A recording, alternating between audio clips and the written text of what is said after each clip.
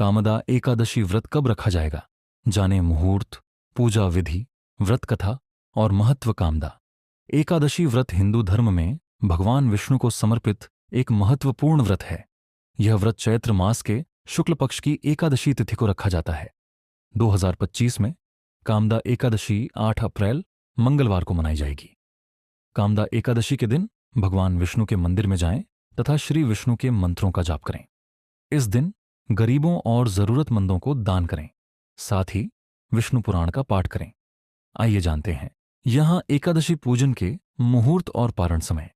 कामदा एकादशी मंगलवार 8 अप्रैल 2025 के मुहूर्त। चैत्र शुक्ल एकादशी तिथि का प्रारंभ 7 अप्रैल 2025 दिन सोमवार को रात 8 बजे से। एकादशी तिथि की समाप्ति 8 अप्रैल 2025 दिन मंगलवार को रात 9:12 पर। कामदा एकादशी पारण समय। पारण व्रत उठने का समय 9 अप्रैल को सुबह 6:30 से 8:34 तक। पारण तिथि पर द्वादशी समापन का समय दोपहर 10:55 पर। कामदा एकादशी का महत्व। कामदा एकादशी का व्रत रखने से सभी पापों से मुक्ति मिलती है और मनोकामनाएं पूरी होती हैं। यह व्रत पारिवारिक जीवन की समस्याओं को दूर करने और सुख समृद्धि लाने में मदद करता है। माना जाता है कि इस व्रत को करने से व्यक्ति को मोक्ष की प्राप्ति होती है। इस दिन तामसिक भोजन तथा किसी भी प्रकार के नशे से दूर रहें तथा इनका सेवन न करें। किसी भी जीव को नुकसान न पहुंचाएं। धार्मिक मान्यतानुसार कामदा एकादशी व्रत भगवान विष्णु की कृपा प्राप्त करने का एक उत्तम अवसर है तथा यह जीवन को सुखमय बनाने हेतु भी फलदायी व्रत माना गया है। साथ ही जन्म जन्मांतर के समस्त पाप नष्ट हो जाते हैं। कामदा एकादशी पूजा विधि और पारण की तैयारी। चैत्र शुक्ल एकादशी के दिन सुबह जल्दी उठकर स्नान करें और स्वच्छ वस्त्र धारण करें। भगवान विष्णु की प्रतिमा या चित्र को एक चौकी पर स्थापित करें। भगवान विष्णु को फूल, फल, धूप, दीप और नैवेद्य अर्पित करें। भगवान विष्णु के मंत्रों का जाप करें। कामदा एकादशी व्रत कथा का पाठ करें या सुनें। पूजा के समय विष्णु चालीसा का पाठ का जप करें। दिन भर उपवास रखें और शाम को भगवान विष्णु की आरती करने के बाद फलाहार करें। अगले दिन द्वादशी तिथि को ब्राह्मणों को भोजन कराएं और दान दक्षिणा दें। इसके बाद स्वयं भोजन ग्रहण करके व्रत का पारण करें। कामदा एकादशी व्रत कथा। एक बार धर्मराज युधिष्ठिर भगवान श्री कृष्ण से एकादशी व्रत के महात्म्य के बारे में विस्तार से चर्चा कर रहे थे।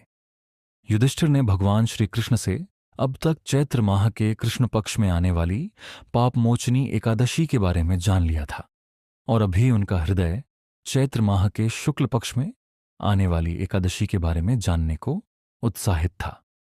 वह भगवान श्री कृष्ण से कहने लगे, युधिष्ठिर, हे केशव, आपके स्वमुख से पापमोचनी एकादशी के बारे में विस्तार से जानने के बाद मेरा मन अब चैत्र माह के शुक्ल पक्ष को आने वाली एकादशी के बारे में विस्तार से जानने को व्याकुल हो रहा है।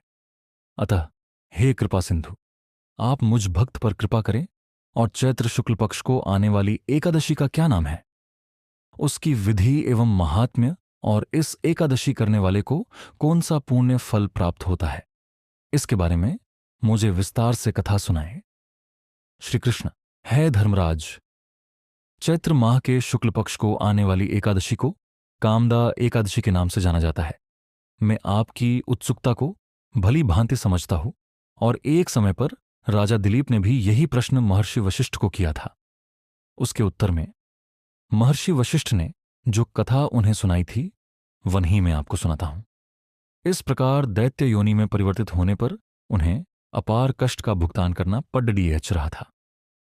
भार्या ललिता को जब ये वृतांत पता चला, वो अत्यंत दुखी होकर जमीन पर गिरकर मूर्छित हो गई।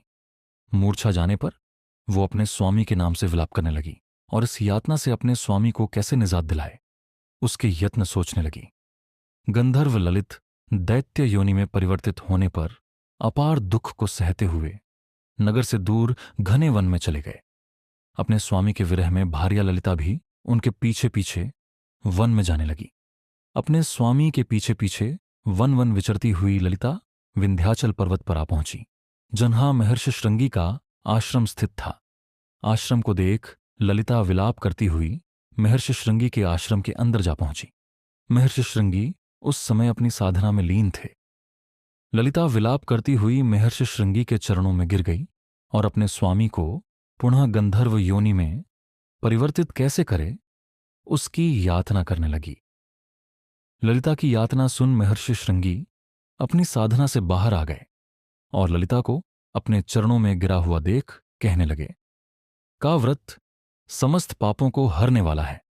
इस व्रत को पूरे विधि विधान से पूर्ण करने पर दैत्य, दानव, राक्षस आदि योनि में अपने पाप भुगत रहे प्राणियों की मुक्ति हो जाती है। पूरे संसार में इसकी बराबरी करने वाला कोई दूसरा व्रत नहीं है। इस व्रत कथा के पठन या श्रवण मात्र से वाजपेयी यज्ञ का फल प्राप्त होता है। श्री कृष्ण के श्रीमुख से संपूर्ण कथा का वर्णन सुनने के पश्चात राजा युधिष्ठिर तृप्त हुए। बोलिए विष्णु भगवान की जय। जय श्री कृष्ण।